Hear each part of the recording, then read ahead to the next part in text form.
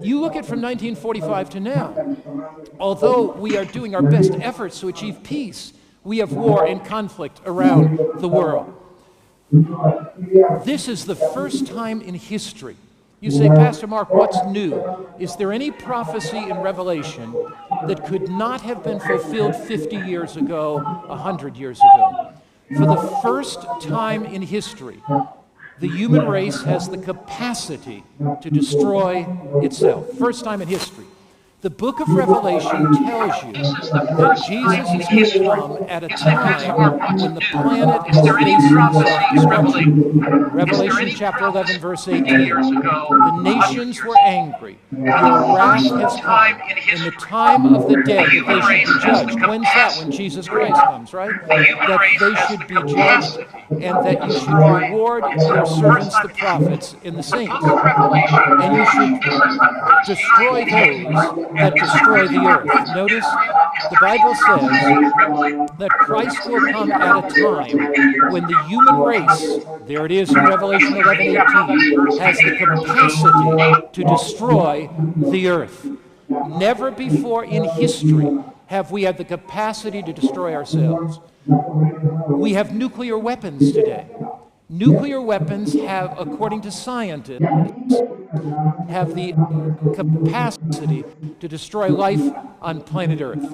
Dr. Charles Urey, atomic scientist of the atomic bomb, said this. He said, I write this to frighten you. All scientists I know are frightened for their lives and frightened for your life. We have a new phenomena of destroying the earth today, and that is the pollution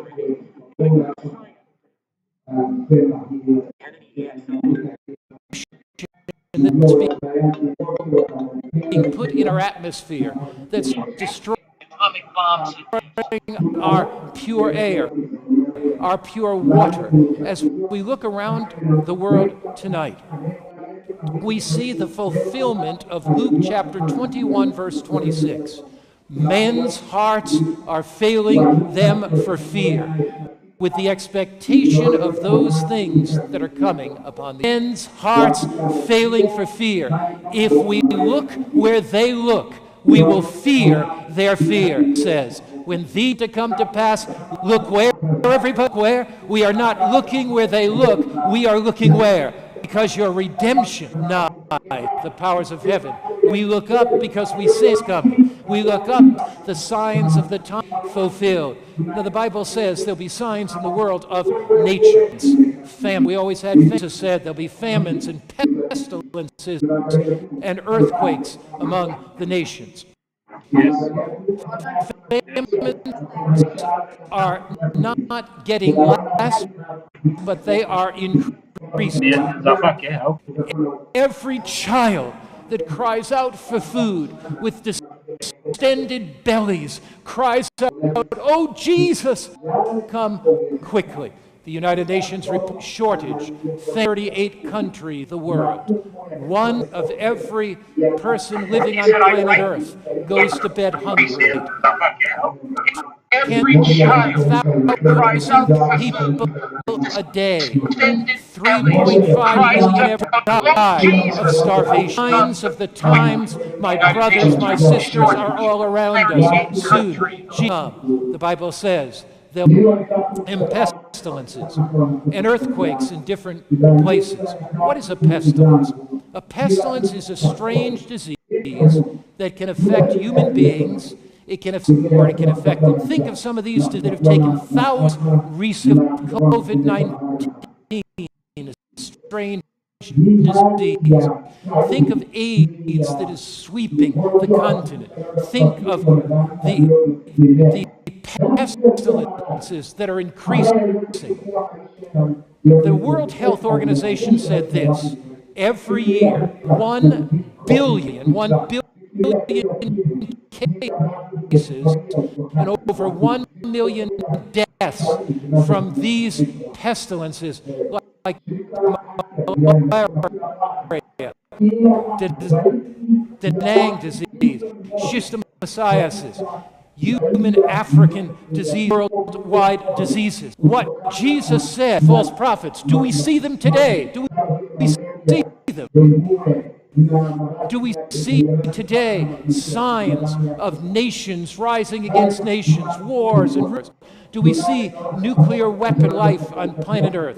Do famines and pestilences around the world? You know, a group of scientists met together and they wrote what was called the Warning to Humanity. And they said this: no more than one decades remain to avert that we now can be lost of a measure diminished. The way this world is going is self-destruct, but Jesus will step in for Africa. He is, the Bible says, there'll be famines and earthquakes around the world. Earthquakes have dramatically increased in the last few years. It's estimated that the world curses a day 20 earthquakes since the turn of the century. It's estimated that there are 100,000 deaths. Now, if you look at these, it's not that there's one sign. We've always had earthquakes, but there's thing is really going on. A whole lot going on the world today.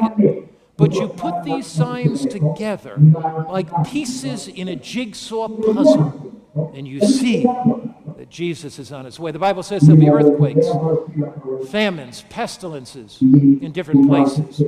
There will be fearful sights and great signs from the heavens. Fearful sights, upheavals in nature. You see hurricanes, typhoons, floods sweeping away whole cities. Natural disasters are a sign of the coming of Jesus. And then what about signs in the world of society? As it was in the days of Noah, so shall it be in the days of the coming of the Son of Man. For as in the days before the flood, they were eating and drinking, marrying and giving in marriage, until the day of Noah came, and the flood came, and Noah entered the ark, and they were all destroyed, except those that entered the ark. I want you to think about this. It says they were eating and drinking. Is there anything wrong with eating and drinking? Nothing at all. But this is speaking about gorging yourself, eating and drinking to excess. Marrying and giving in marriage. It's speaking about the fact that before Jesus comes again, the fabric of society will be falling apart. I'm so thankful for Brother David's lectures on the area of the family. Jesus wants our families to be preserved and saved before the coming of Jesus. What do you say? Thankful for our lectures by my wife, Miss Teeny, and Dr. Chitty, that are helping us to know how to eat properly, to get ready for the coming of Jesus. But there's another aspect of this. The Bible says, as it was in the days of Noah, so shall it be in the days of the coming of the Son of Man. Does the average person walking down the street in Nairobi have the idea that the signs of the times are being fulfilled and Jesus is coming soon? Not at all. The average person is thinking about survival. And what this prophecy is saying, at a time when people are going about life as normal, at a time when people are going about life as usual, at that period of time, Jesus will say, ladies and gentlemen, it's closing time. The sands in the hourglass of time are run out. Soon time will fade into eternity.